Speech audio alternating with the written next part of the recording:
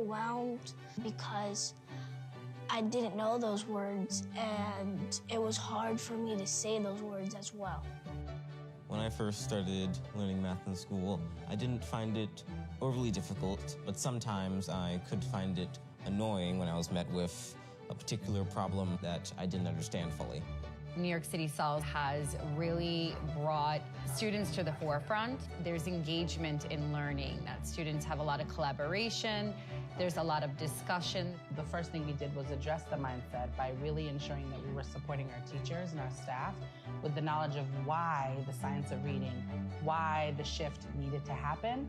I just started reading books, and I felt more confident about reading. One of my goals is to read a little bit more fluently. We see students really engaging with each other. We see students engaging with the mathematics even more, and that starts to build their confidence. Helps me feel less scared, you could say, when doing math, because I know how the content is going to be taught, but not necessarily what it will be. Reading is access, right? Reading is your ability to better yourself. Reading is your ability to, grow as a human. It's just necessary for life, for living.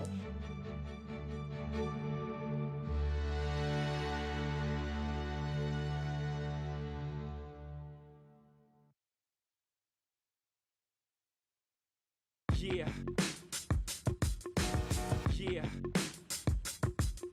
Stay focused, no distractions, and grind. Stay focused, no distractions, and grind.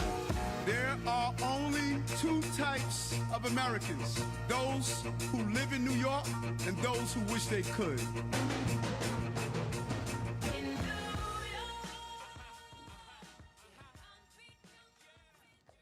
Good morning, everyone. Morning. And welcome back to what I hope was a restful spring break. Today, you are being here on this exciting day, and a warm welcome to all our cabinet members, deputy chancellors, elected officials, superintendents, administrators, principals, teachers, families, and students. My name is Wendy St. Just, and I am the proud principal of the Dock Street School for STEAM Studies in District 13. Yes, let's give us a hand. I am honored to be joined by our Mayor, Eric Adams,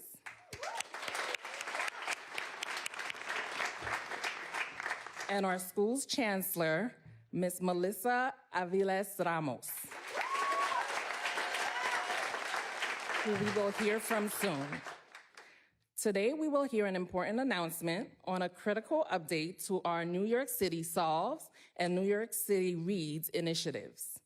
I'd like to take a moment to personally thank our mayor, chancellor, and leadership for continuing to emphasize the importance of reading and mathematics proficiency for our young people. Thank you. Here is our wonderful mayor, Eric Adams. Thank you. Thanks so much, Wendy.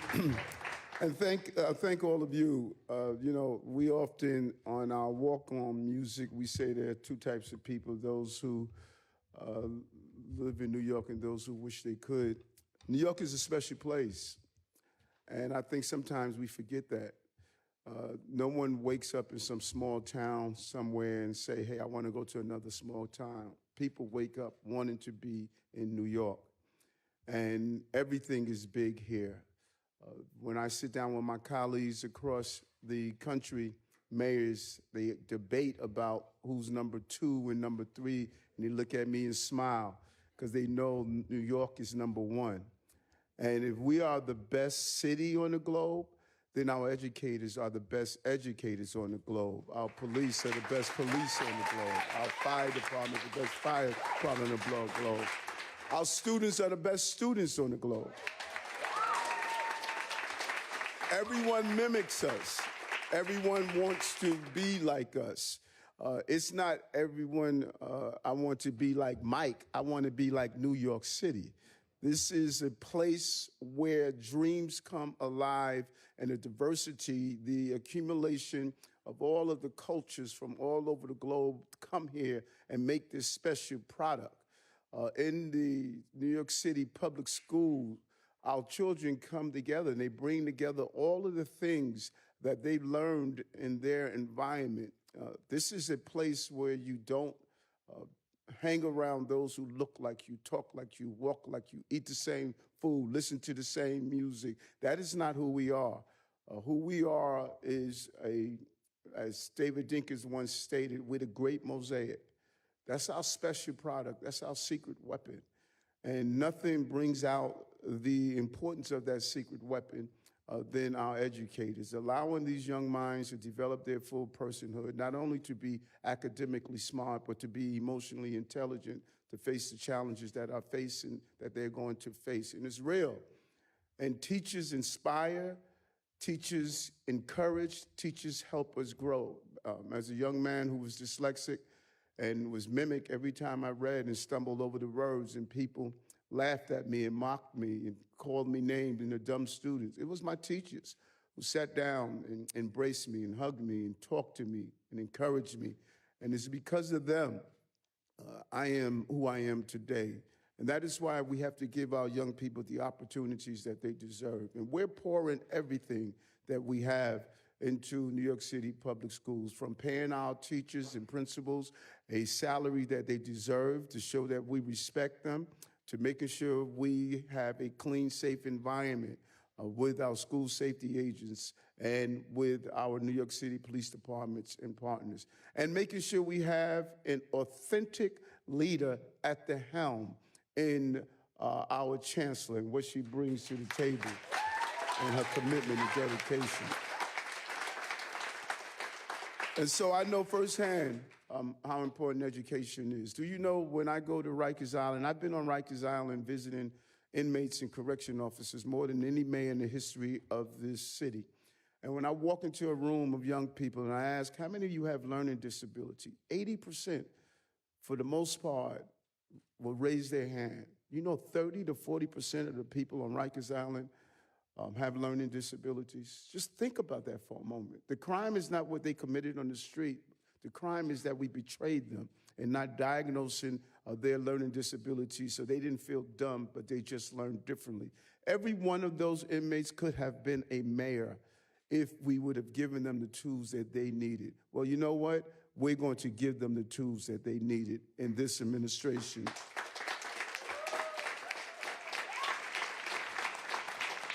You know, many things have changed from the times that I sat in the classroom, and too many children are still being left behind.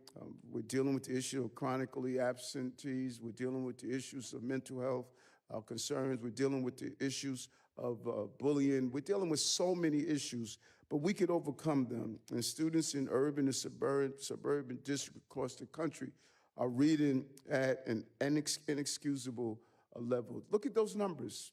When you leave here today, go Google the reading levels of Detroit, Chicago, Los Angeles, San Francisco. Just look across the country what our children are reading at. They're not inherently born with an inability to read and learn. Something goes wrong by the time they leave their mother's womb and by the time they graduate from high school. We miss something in between, and we have to address that. And our administration see this crisis and urgency and focus, and we're going to take clear steps, bold steps. We're going to be unafraid to try things new and differently to get a better product. We can't continue to do the same things that we have been always doing and expecting to get better results. That is just not going to happen. So we are building on the success of the proven reading and math curriculum that built the foundational skills students need.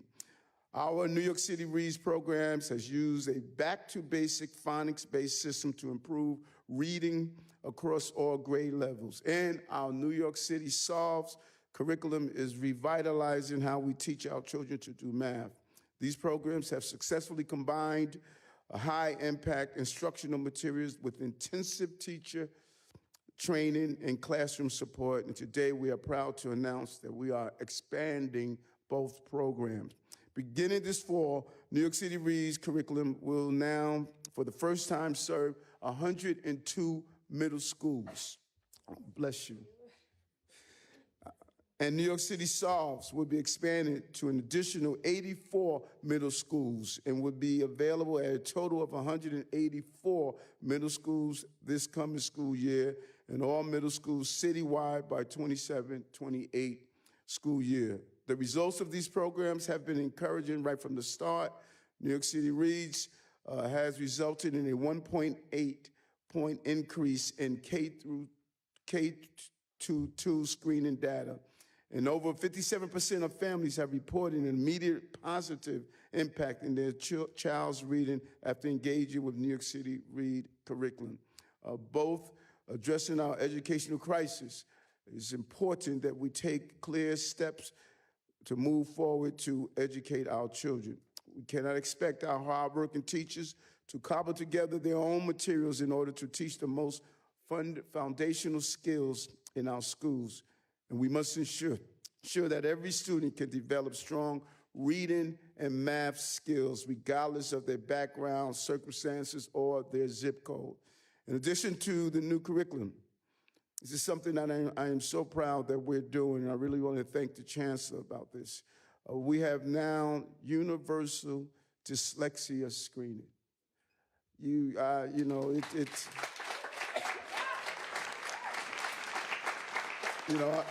I'm going to, every time I get an opportunity to talk about it, I'm going to talk about it, Folks, I woke up in the morning and I would drop to my knees and say, God, please don't make me read. If I read that day in school, the whole day, they would mimic me in the cafeteria in the gym. They would talk about how I stumbled over words. They would laugh at me. And I just hated going into that classroom. Can you imagine a child that's dyslexic, thinking he's dumb, walking into that room and sitting on the back of that chair, dumb student? It just hurts, it hurts, it hurts. And if we identify it early, that child can know that they just learn differently. If you have your ADD, if you have dyslexia, if you have a learning disability, you learn differently. And your skills, if you're just given the opportunities, those skills would allow you to really develop your ability and your creativity. And we're doing that. We're doing dyslexia screening. We're catching our children upstream, so we're not pulling them out of the Rikers River downstream. This is huge for what we're doing for a countless number of children that are experiencing learning disability and dyslexia. Thank you so much, Chancellor, for doing this.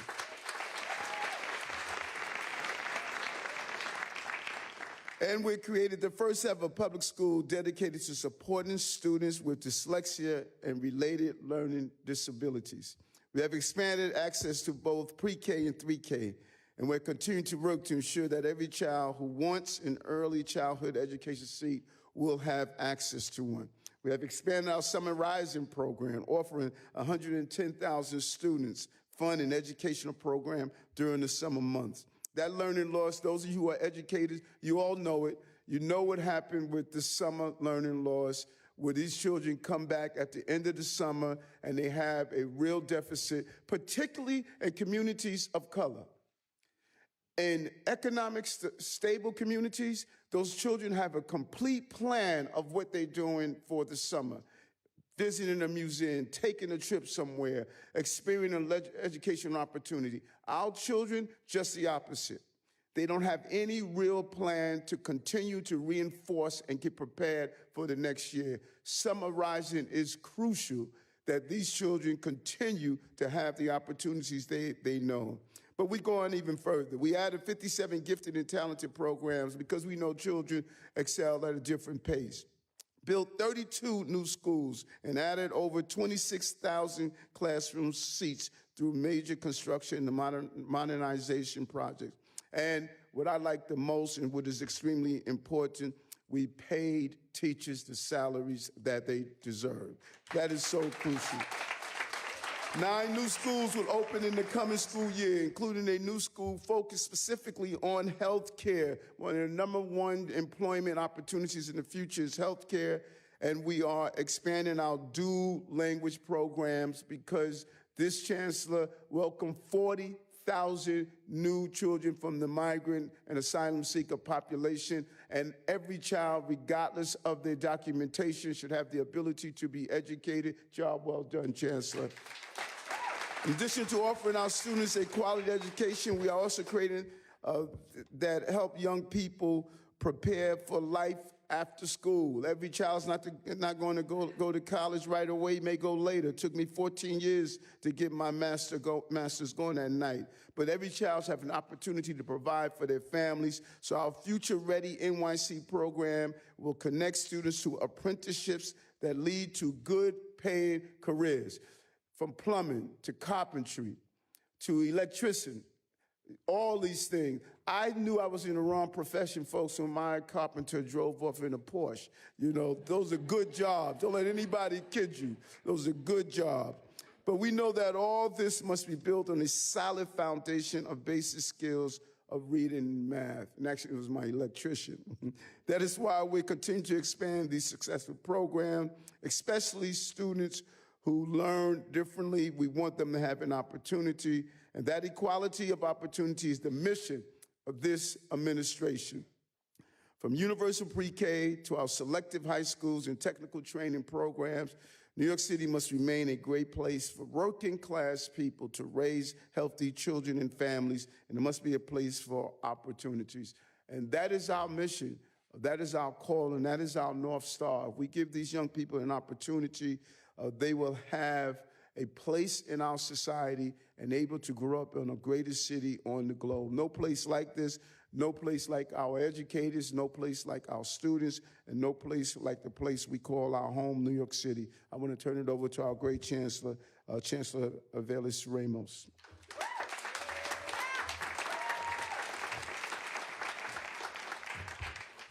Is this not the best way to come back from a brink? Thank you. I want to thank Mayor Adams for not only leading this great city, but also leaning into his experience as a student.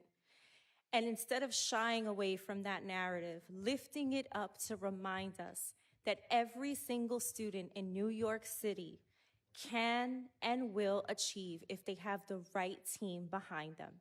Thank you, Mr. Mayor. Thank you. I also want to thank our central team who has been instrumental in making New York City Reads and Solves a success. Deputy Chancellor Dr. Donica Rux and Chief Academic Officer Dr. Mia Pete, their entire team, our superintendents, who many of them are here today. Big round of applause for all of you. Thank you for being incredible. We also have to thank our many partners who help make New York City Solves and Reads a success every single day. Not only our internal folks, but there are some really key external partners. Our advocates, our elected officials, our community-based organizations, many of our parent leaders who are here with us today, and of course, our unions.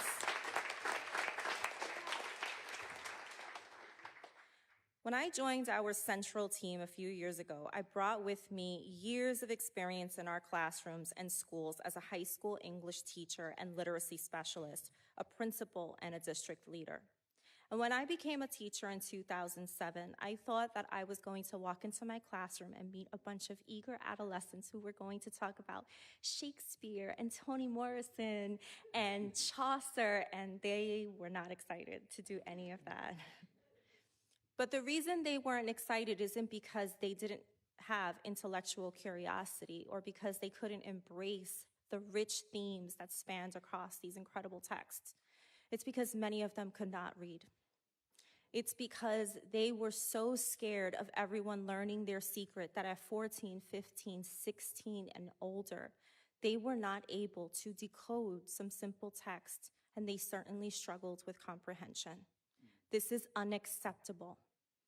And what I stand here and I think about my own educational journey and the sacrifices that my mother had to make for safety. It wasn't even because the school was any better than a public school, but because she deemed it to be more safe than the other schools. And I think about the mayor's journey, and I think about myself not being diagnosed with ADHD until later on in life, and in many moments feeling like I wasn't good enough. I share that narrative with the mayor. And so when we stand here before you and we talk about giving access to our students, it's because we truly understand it. And when I think about my experience as a teacher and how many of my students, because I didn't have the tool book at the time, they went on to feel like they weren't good enough. Many of my students who have reached out to me as chancellor to congratulate me, I have reiterated to them, you are more than good enough. And I stand here proudly as chancellor, working with an amazing team of deputy chancellors and superintendents and chiefs and coaches, so that we can finally get this right and children don't have to be left behind. That is the ultimate role for us as educators when we talk about equity and access. It was clear to me that we really needed to continue with New York City Reads and Solves, something that started under Chancellor David Banks. He would frequently say, the kids can't read. You laugh because you heard him say it a lot. But what we had to think about was, what is that blueprint? What do we have to do? And we knew that part of it was making sure that there were curricula offered in our schools that were rooted in research in the science of reading. We also needed to make sure that teachers were not left to have to figure out how to make decisions around curriculum and instruction, because all we want them to do is teach. This does not take away the flexibility that teachers need in their classrooms to deliver instruction that meets the needs of their children. But when you're designing curriculum and writing lesson plans and trying to cater to different readiness levels in one classroom, that is hard. And I can say that because I was a teacher. And so New York City Reads and Solves is extremely important because it's giving our children a foundation with the tools of support that teachers need to make this happen every single day. And today marks a recommitment and an expansion of this work, bringing New York City Reads and Solves to more middle schools and more districts, including launching New York City Reads in grades 6 to 8 for the first time.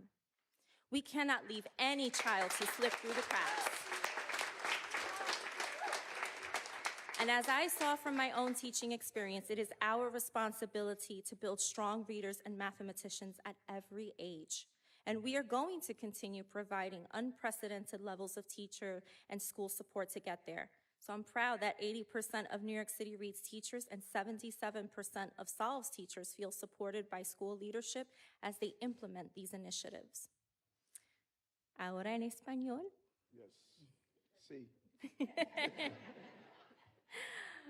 La alfabetización y las matemáticas son lo más importante de todo lo que hacemos y cada estudiante debe graduarse como un buen lector y un matemático competente. Durante mucho tiempo, nuestros estudiantes estuvieron atrasados en lectura y matemáticas, y a nuestros maestros se les dio el manual equivocado para ayudar a los estudiantes para mejorar. La expansión de New York City Solves y Reads a las escuelas intermedias en 14 distritos de la ciudad hoy en día muestra nuestro firme compromiso de asegurar que nuestros estudiantes tengan el currículo básico que necesitan para tener éxito más allá de sus años en las escuelas públicas de Nueva York. Usando currículos basados en evidencia, le damos a los estudiantes la oportunidad de lograr el éxito académico. So I'm so proud to lead a school system that has invested deeply in the fundamentals, fixing long-standing inequities when it comes to literacy and math outcomes. This work will live on in our classrooms for years to come. And to hear directly from boots on the ground, I am very proud to introduce Lauren DeVita. Lauren has been teaching math for 15 years and is currently a middle school math teacher at MS 379, College Point Collaborative. And she went through traffic and parking issues, y'all, and left her babies. And she came here to talk to you about our amazing program. So let's give it up for Ms. DeVita.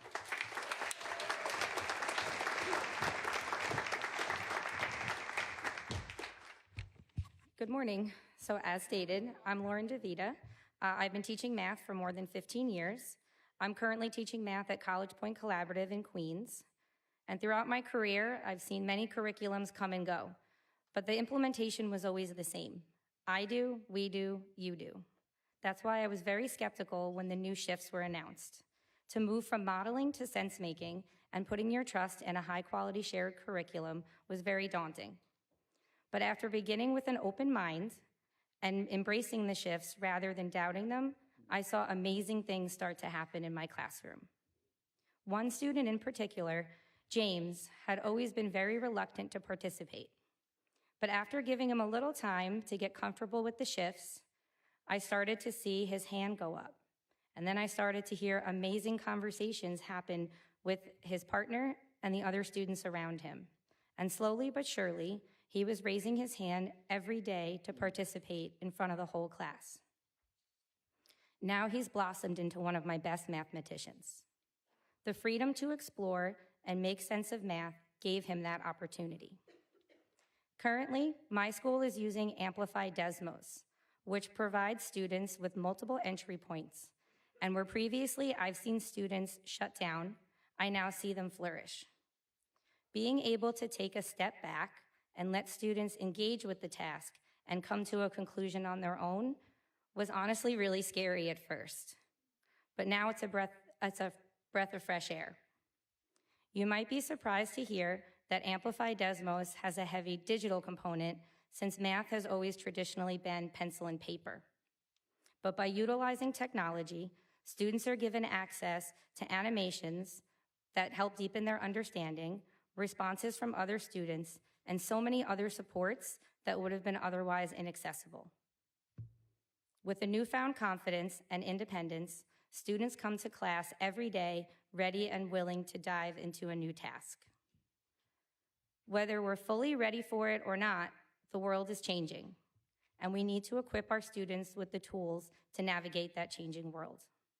Thank you for your time.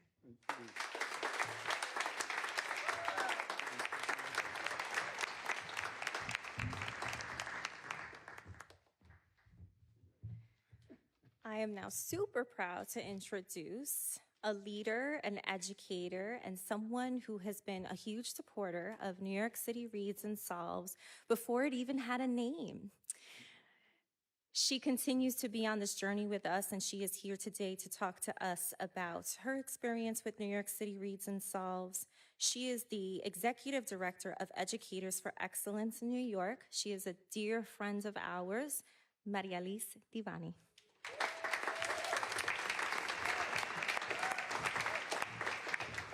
Buenos dias. Good morning. I'm very proud to stand here today.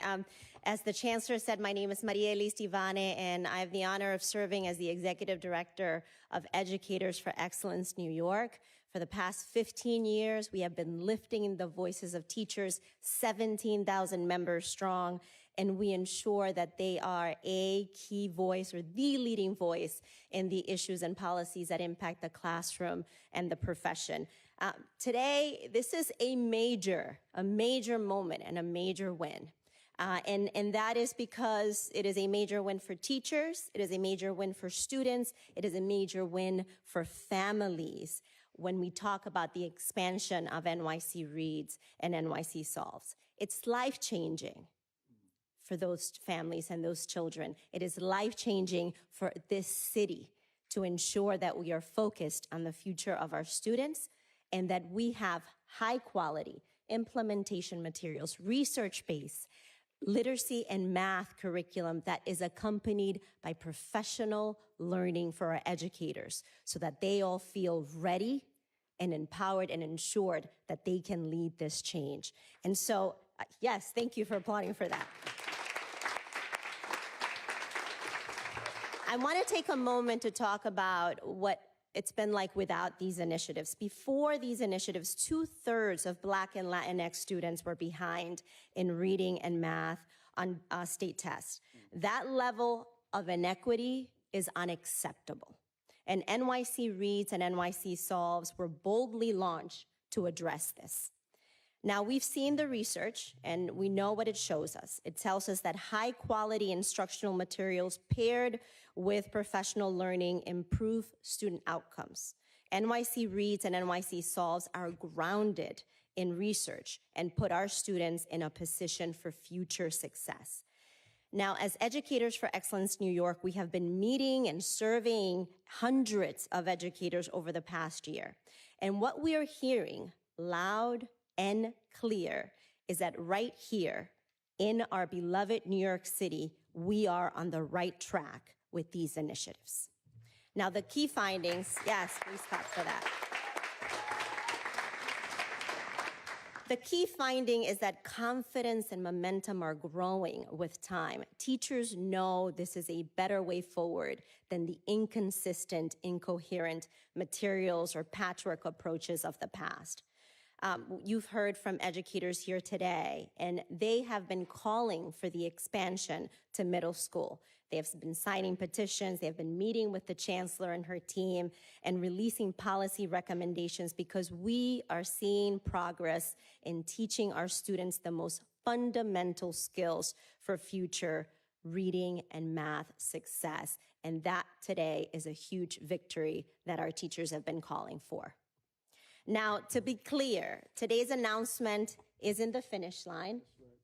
It is not at all. We need to get implementation right. And I want to take a moment and pause and thank the chancellor and her team for making and ensuring that they are meeting and listening to teachers throughout this process of implementation. And not only listening, but then taking action on the feedback that educators are giving. We need to ensure that current and future city leadership support sustaining and enhancing these initiatives. This was a bold move by the mayor. This was a bold move by the former chancellor. It continues to be a huge and bold move by this leadership and our current chancellor, the amazing Melissa Aviles-Ramos. And I want to just make sure that we are all clear that it will take all of us. Many of us in this room, as I look across this room, have been at it for decades in this city, pushing for literacy and pushing for math change. We have it. This is the beginning, and we must continue. We need everyone in this city, from policymakers to parents, to support what is working. Giving back to our students and listening to our students and our teachers, and ensuring that we don't move backwards, that we move forward, just like today's commitment to sustaining and doubling down on NYC Reads and NYC Solves. Our students deserve nothing less. Thank you so much.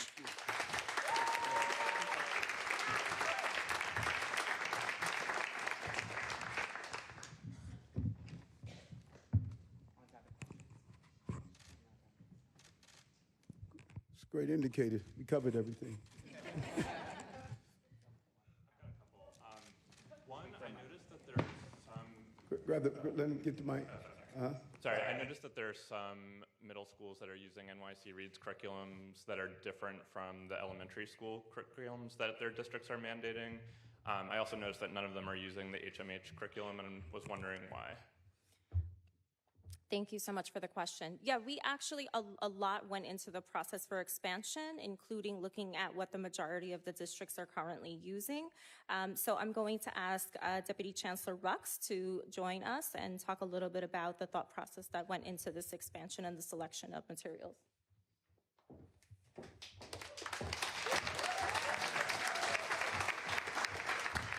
Thank you for that question. When we thought about expansion, we went to our superintendents and asked them where they would like to expand. And what we found is that through their engagement process, many of them decided to go with the curriculum that they were using already for their elementary schools.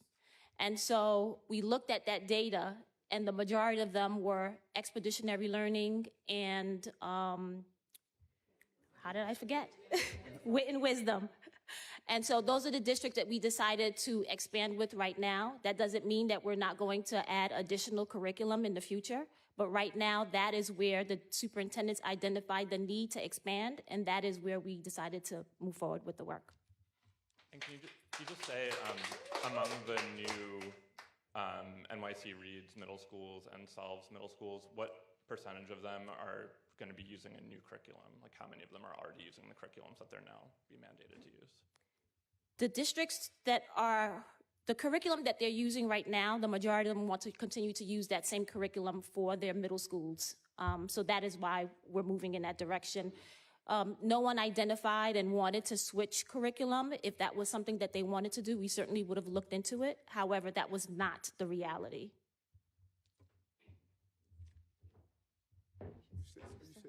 We can provide you with the follow-up information that would give you a further breakdown. Hi, you referenced some screener data on New York City reads. We also know that some test scores came out that showed a dip in the school districts that began to implement this curriculum. Can you talk a bit about why it was important to stay the course, why that dip doesn't worry you, going forward? 100%, and that's a great question. So first of all, we know that other districts, not quite as large as New York City, but other districts across the country have embarked on this type of ambitious curriculum initiative, literacy initiative, but rooted in changing curriculum and practice. And they also experienced some drops. So that is something that we expected, because an implementation of this size in a city this size, it takes a lot, and we knew that. And that's why close partnership with unions and with parents and making sure that we are truly listening to what's happening on the ground so we can address any issues is so important. The other piece of it is we don't talk enough about the intervention piece. And so one of the things that we started when I became chancellor was taking inventory of how many interventions are happening across the city to support students who are still struggling to access some of the curriculum. If you have roughly 40 interventions happening across the city without rhyme or reason, we need to add that as part of the New York City Reads and Solves plan. And so Dr. Ruggs and Dr. Pate and their team have gotten together to start streamlining some of these interventions so that we were actually suggesting the right dosage and frequency and monitoring progress at the intervention level. So this is a multi-pronged approach. This is not something that just happens when we just implement curriculum. There are other factors, such as the types of intervention. What does Tier 2 instruction look like as well? The curriculum really addresses Tier 1, but then what happens at the Tier 2 and the Tier 3 level? Those are all things that this administration is tackling right now. And so I'm super confident as we embark on state exam season that we are going to see improvements, and the improvements are only going to increase because realistically speaking, to think that a curriculum overhaul is just the answer would be naive of all of us. And since we're experienced educators, we know that that's not the case. Interventions, doubling down on good instruction, making sure we're paying attention to those Tier 3 and Tier 2 and Tier 3 supports is all part of the plan.